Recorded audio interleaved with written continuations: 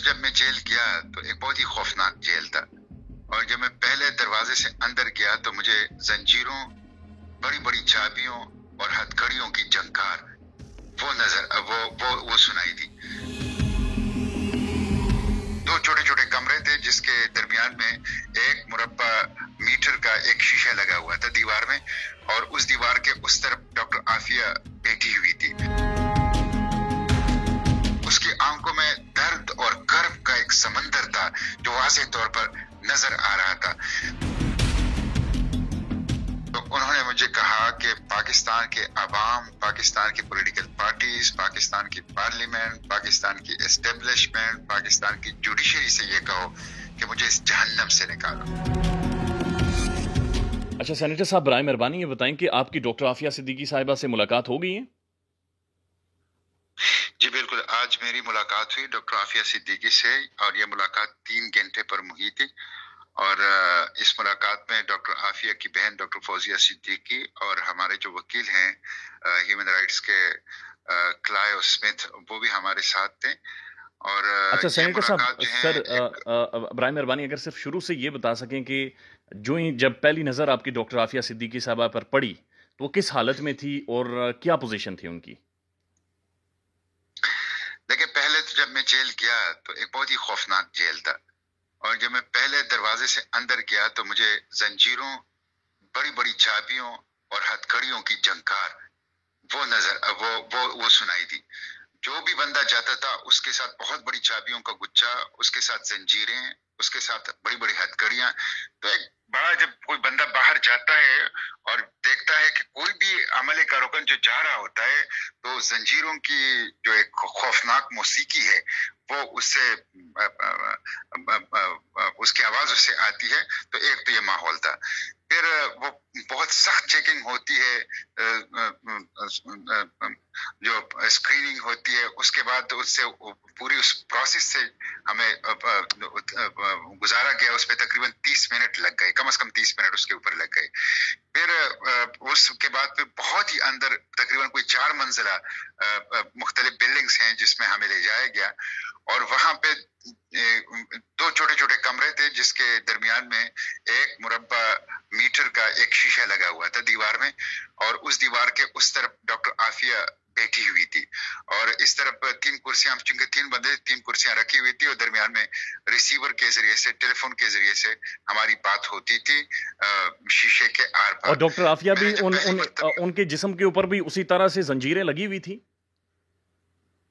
मुलाकात के लिए जब लाते हैं तो जंजीरों में होती है, मुलाकात के लिए से जब पूरी हो जाए वापस ले जाते तो फिर जंजीरें रह गई। मुलाकात के दौरान उसके ऊपर जंजीरें नहीं थी जी। तो मैंने जब पहली नजर में देखा तो सच्ची बात यह है कि उसके चेहरे के ऊपर एक एक अजीब तासुरात थे। उसके एक तासुर तो सकीनत का था, जबरदस्त किस्म का एक सुकून, एक सकीनत। एक दूसरा रूहानियत का था कि उसके अंदर एक नूर था उसके चेहरे में। तीसरा, उसकी आंखों में दर्द और कर्ब का एक समंदर था जो वाज़ेह तौर पर नजर आ रहा था। तो एक बड़ी उसकी, जब आप उससे बात करते थे तो जब वो मुस्कुराती थी किसी बात पर, आप उसको ऐसी बात कर लेते थे कि तो उसके अंदर एक मासूमियत और एक रूहानियत और एक नूरानियत उसके चेहरे पे नजर आती थी। और जब वो अपने दुख बयान करती थी, अपने बच्चों का, अपने वालिदे का, अपने अपने अपने वालिदा का, अपने खानदान का, फिर अपने साथ गुजरने वाले वाकयात का, फिर रोज जो उसके साथ जेल में गुजरता है, तो उससे जो उसके चेहरे के ऊपर दर्द और कर्ब के आसार नुमाया होते थे वो नाकाबिल बर्दाश्त होते थे। तो एक इम्तिहान था मेरे लिए 3 घंटे, और मैं कोशिश की कि मैं उनको ज्यादा से ज्यादा इंगेज करूं, ज्यादा से ज्यादा उनसे बोलूं, उनके बारे में मालूमात लूं, उनको हौसला दूं, उनको हिम्मत दूं। किस बारे में डॉक्टर आफिया अपने बच्चों के बारे में या वालिदैन के बारे में, किस चीज के बारे में बार बार पूछ रही थी या ज्यादा उसके बारे में डिस्कस कर रही थी? बस एक तो जब आप बच्चों का तस्करा कर लेते तो उसके आंखों में आंसू आ जाते थे, और बस वो दुआ करती थी बच्चों के लिए। और फिर ये भी परेशान थी, वो खौफजदा है कि मेरे बच्चों को कोई मार ना दे, मेरे बच्चों को कोई नुकसान ना पहुंचा दे जिस तरह मेरे साथ ये लोग कर रहे हैं। तो ये एक खौफ उनके लबों पे जो है वो आ जाता था। और बेबसी की कैफियत में, एक लाचारगी की कैफियत में वो सिर्फ वो आंखों में आंसू लिए हुए वो बच्चों के लिए दुआएं कर। आपको पता है कि हम उनके बच्चों की तस्वीरें लाए हैं, हमें ये इजाजत नहीं दी गई कि हम उनको बच्चे की तस्वीरें दिखा दें। तो आप अंदाजा नहीं कर सकते कि उस किस गर्भ से एक माँ वो गुजर सकती है जिससे वो गुजर रही गुज़िश्ता 20 साल से। उनकी अपीयरेंस कैसी थी डॉक्टर आफिया सिद्दीका की? चूंकि जो हमने तस्वीरें देखी हैं वो तो उस वक्त की हैं जब वो डॉक्टर बनकर पाकिस्तान आई। उनकी अपीयरेंस ये थी कि उनकी सामने के 4 दांत, जो ऊपर जबड़े के 4 दांत हैं, वो टूट चुके हैं, और वो भी तशद्दुद से टूट गए हैं। तशद्दुद से यानी मुंह में मारा गया उन्हें? हाँ बिल्कुल, वो तो मारते हैं, यहाँ तो बहुत तशद्दुद होता है। ये जो जिस जेल के अंदर ये है, ये बदनाम जेल है। इस वक्त भी अमेरिकन एडमिनिस्ट्रेशन का इसकी कई इंक्वायरियां चल रही है। ये सेक्सुअल हैरेसमेंट और रेप के लिए मशहूर है, और इसको जिस पोर्शन के अंदर इस जेल का रखा गया है उसमें इंतहाई खतरनाक कैदियों को रखा जाता है। इसके ऊपर मुसलसल 6 फौजियों की ड्यूटी होती है, इसको जंजीरें पहना के रखा जाता है, इसको मुस्तकिल कैमरों के सर्वेलेंस में रखा जाता है, और एक लम्हे के लिए भी इसको बगैर ऑब्जर्वेशन के नहीं छोड़ा जाता। तो गैर मामूली एक तकलीफ दह माहौल है जिसमें वो जिंदगी गुजार रही है।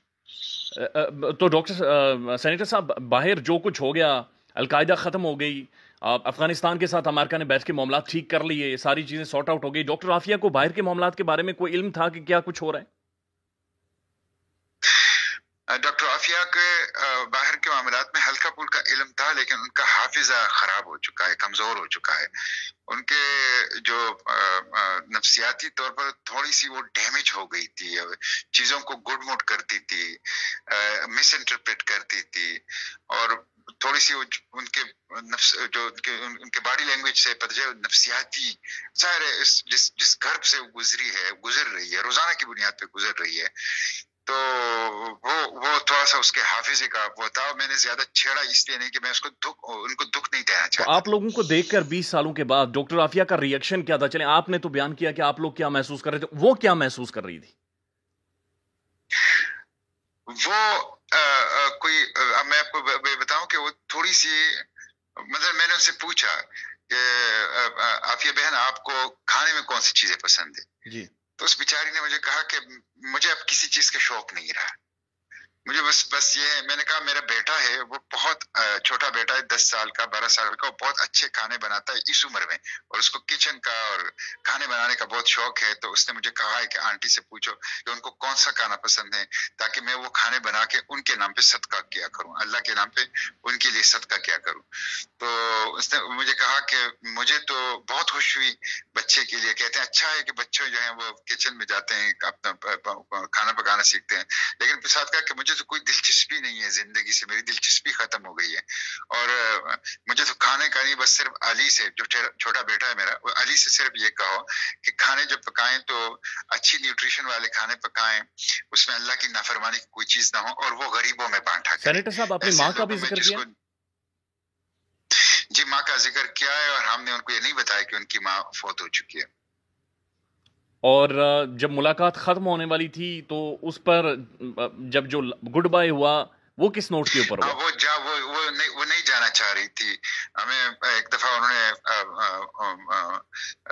इन्फॉर्म किया कि आपकी मुलाकात का टाइम खत्म हो चुका है, फिर भी वो बैठी रही, बातें करती रही। फिर उसके बाद आए, फिर तीसरी दफा जब आए, मजबूरन हमें, क्योंकि माहौल ऐसा था, हमने उनसे कहा कि अब बात नहीं कर सकते, अब वक्त खत्म हो गया है।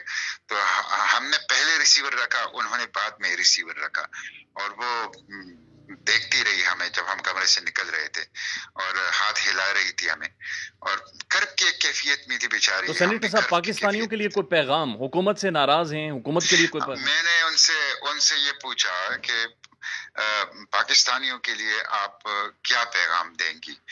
तो उन्होंने मुझे कहा कि पाकिस्तान के अवाम, पाकिस्तान की पॉलिटिकल पार्टीज, पाकिस्तान की पार्लियामेंट, पाकिस्तान की एस्टेब्लिशमेंट, पाकिस्तान की जुडिशरी से ये कहो कि मुझे इस जहन्नम से निकालो। उसने जब भी उस जेल का तस्करा किया, उसके लिए लफ्ज जहन्नम इस्तेमाल किया कि मुझे जल्द से जल्द जहन्नम से निकालो। सेनेटर साहब, बहुत शुक्रिया आपका। Thank you sir.